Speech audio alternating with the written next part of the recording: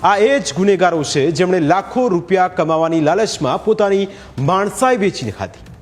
આ એ જ ગુનેગારો છે જેમણે માનવતાની તમામ હદો પાર કરીને માસૂમ બાળકો વેચવાનું મહાપાપ કર્યું। આ 3 આરોપીમાં એક મહિલાને પણ તમે જોઈ શકો છો।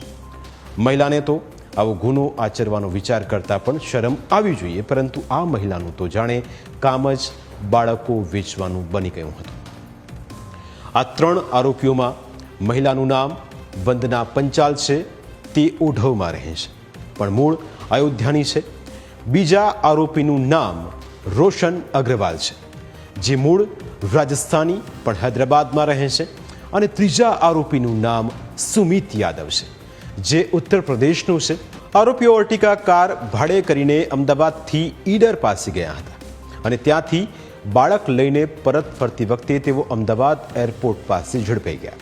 લાખો રૂપિયા કમાવા માટે જુદા જુદા રાજ્યોના આ એજન્ટની ગેંગ સક્રિય હતી, પરંતુ આરોપીઓની ગેંગમાં હજુ જે ફરાર છે તેનું નામ યુનુસ છે। યુનુસની ભૂમિકા આ રેકેટમાં ખૂબ જ મોટી છે, કારણ કે ઈડરનો યુનુસ બનાસકાંઠા અને સાબરકાંઠાના અંતરિયાળ વિસ્તારોમાંથી માસૂમ બાળક લાવતો હતો।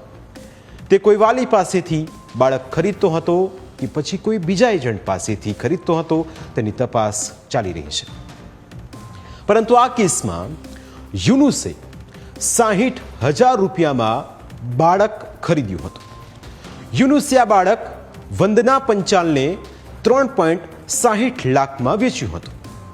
વંદનાએ આ બાળક 4.60 લાખમાં રોશનને વેચ્યું હતું અને રોશને આ બાળક હૈદરાબાદ મોકલવાનો હતો। હૈદરાબાદમાં આ બાળકનો સોદો 8 થી 10 લાખ રૂપિયામાં થયો હતો, એટલે કે ફક્ત બાળકની રકમ નક્કી થઈ હતી। જો કે ઝડપાયેલા આરોપીઓની ભૂમિકા બાળકને હૈદરાબાદના એજન્ટ નાગરાજ સુધી પહોંચાડવા સુધીની જ હતી।